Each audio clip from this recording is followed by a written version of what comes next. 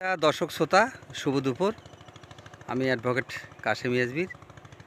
আমি এই মুহূর্তে দাঁড়িয়ে আছি গোবিন্দগঞ্জ থানার করতোয়া নদীর তীরে।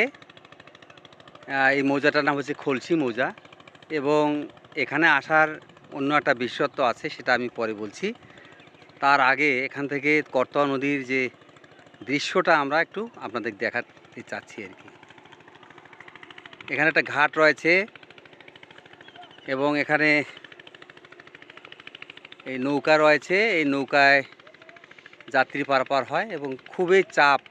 এই নদীটা কাটাখালী ব্রিজ হয়ে একটু দক্ষিণ পাশ সরে একদম পশ্চিম পাশে চলে ঘোড়াঘাটের দিকে চলে গেছে, এবং বর্ষাকাল হওয়ার কারণে এখানে স্রোতও আছে, মোটামুটি স্রোত অনেক।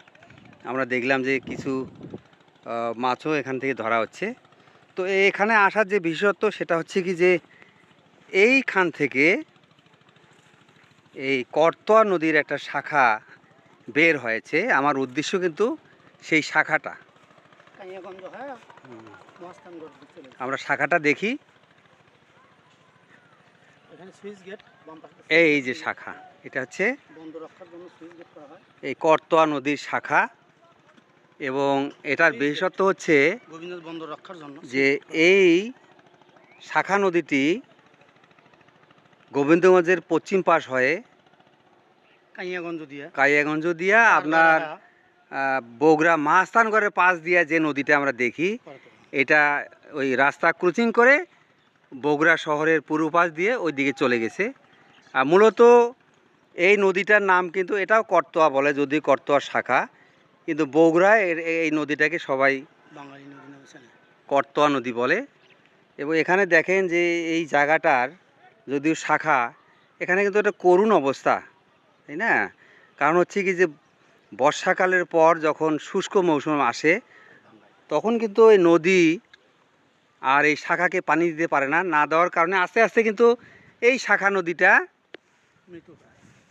মরা নদীতে পরিণত হয়েছে। আমরা বেশ কিছু লোকজনের সঙ্গে কথা বললাম, এবং কথা বলে আমরা বুঝতে পারলাম যে সবাই বলে যে হ্যাঁ, এটার নাম মরা নদী। এটার স্থানীয় লোকজনের কাছে নির্ধারিত কোনো নাম নাই, মরা নদী হিসাবেই ডাকে। কিন্তু এটা বগুড়ায় গিয়া এটার নাম হয়েছে করতোয়া। এই যে দেখেন, এখানে গভীরতা বেশ আছে, এবং একটা সুইলিজ গেটও আছে। খুব সম্ভব বর্ষাকালে যখন পানি বেড়ে যাওয়ার কারণে এই আপনার এই গোবিন্দগঞ্জ শহরটা মানে পানি যখন হয় ভেসে যায়, এই কারণে পানিটাকে কন্ট্রোল করার জন্য কিন্তু এটা দিয়েছে।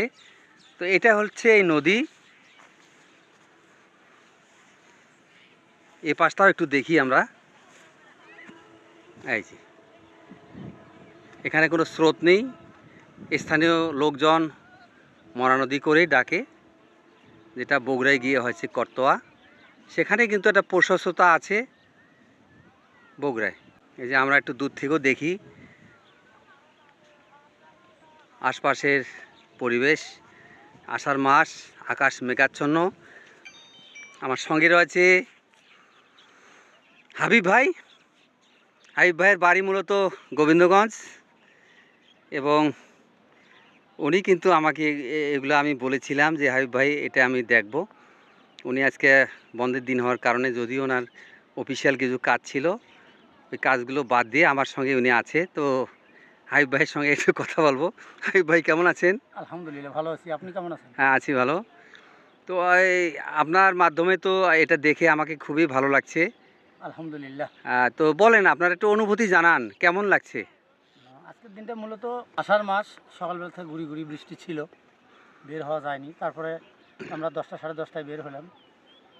বিভিন্ন জায়গায় আমাদের দায়িত্ব পালন শেষে আমরা কাটাখালী ব্রিজটা দেখলাম।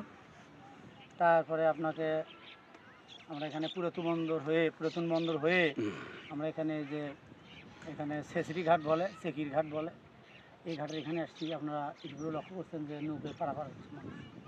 এখানে একটা সুইচ গেট, মানে বর্ষাকালে পুরাতন বন্দর বা বিশেষ করে গোবিন্দগঞ্জ বন্দর রক্ষার জন্য এখানে একটা সুইচ গেট দেওয়া হয়, যার বন্যার সময় একসময় ভেসতে গেছে। শুকনো মৌসুমে তো জল থাকে না, এখন বর্ষা মৌসুম, নদীতে বেশ পানি প্রবাহিত হচ্ছে। আচ্ছা, আপনি একটা কথা বলেন, সেটা হচ্ছে কি যে আমরা এখানে যে করতোয়া নদীর যে একটা শাখা আমরা দেখছি এখানে, যেটা এখন প্রায় মৃতপ্রায়। তো আপনার বাড়ি যেহেতু গোবিন্দগঞ্জ এলাকায় হ্যাঁ। এবং আপনার এই এলাকাগুলো একদম মানে চিরপরিচিতি, তো এই যে শাখাটা আপনি ছোটোকালে কীরকম দেখছিলেন? ছোটোকালে এই নদীটা আরও এদিক প্রশস্ত ছিল, আস্তে আস্তে চর পড়ে পড়ে পড়ে পড়ে নদীটা এদিক সরে আসছে। পরবর্তীতে এক সময় এটা বাঁধ দেওয়া হয়েছে, বাঁধ দিয়ে নদীটা এদিক দেওয়া হয়েছে। এখন ওই পাশ থেকে চর জাগতেছে আর নদীটা এদিকে আস্তে আস্তে শুরু হয়ে আসছে। আর এই নদীটা কাটাখালির থেকে বাঘ ধরে কাটাখালি থেকে একটু দক্ষিণে এসে পশ্চিম দিক হয়েছে।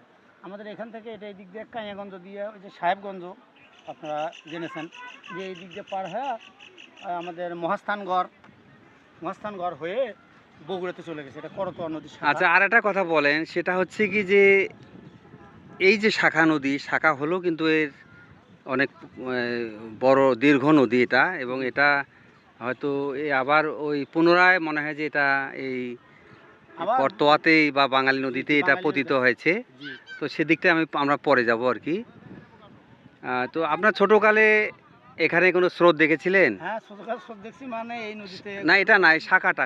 হ্যাঁ, এটা তো স্রোত ছিল। এবং 87-88 সালে ভয়াবহ বন্যায় আমাদের যে ঘোড়াঘাট গোবিন্দগঞ্জ রোড, ঘোড়াঘাট দিনাজপুর রোডটা, ওই রোডের ওপরে ভ্যান গাড়ির উপরেও এক বুক পানি জমতেছিল। তখন এই জায়গাতে এগুলাতে নৌকা চলতো এবং কলার ভুড়েতে ও আমরা আচ্ছা যাতায়াত আচ্ছা করেছি। আচ্ছা আচ্ছা। আচ্ছা, তা আপনাকে ধন্যবাদ। আমরা একজন স্থানীয় মানুষ দেখলাম, একটু দাও, কথা দাও, বলি। দাও। তো আপনার বাড়ি কোথায় ভাই? এখানে। এই গ্রামটার নাম কি? আচ্ছা, আমরা এই নদীটার নাম কি? করতোয়া। এখানে কি এই নদীটাকে কেউ বাঙালি বলে ডাকে? কাটাখালি বলে কেউ? কাটাখালিও বলে। মূলত স্থানীয় লোকজন করতোয়ায় বলে, তাই না? আমরা কিন্তু এখানে দেখছি একটা এই যে শাখা নদী বের হয়ে গিয়েছে। এই যে এটার কি নাম, এটা কি নাম ছিল? এটাও করতোয়া বলে না? করতোয়া বা কত্তি নদী বলে। ও, তা আপনার ছোটকালে কি এখানে কোনো স্রোত দেখছিলেন নদীতে থেকে? আচ্ছা আচ্ছা। তা এখন এই নদীতে পানি বেড়ে গেলে কি এই যে স্লুইস গেটের কি এই দরজাগুলো খুলে দেয়? ওই একটা খোলাই থাকে সবসময় জন্য। এখন তো কোনো স্রোত নেই, তাই না? পানি বাড়লে পানি নেই। পানি গেলে হবে না। ঠিক আছে, ধন্যবাদ। এখানে আমরা দেখছি যে ব্রিজের উপর অনেকেই আছে, এখানে মনে হয় একটু আড্ডাও হয়। যাই হোক, তো এই যে এখান থেকে আমরা উপর থেকে দেখতেছি এই যে করতোয়া নদী থেকে যে শাখাটা বের হয়েছে, এই শাখা মুখটাই ঠিক এটা। আমরা এই শাখাটা পরবর্তীতে কোথায় গিয়ে কোথায় যা মিশেছে আমরা পরে যাব। তো আজকে এই পর্যন্ত, সকলকে ধন্যবাদ।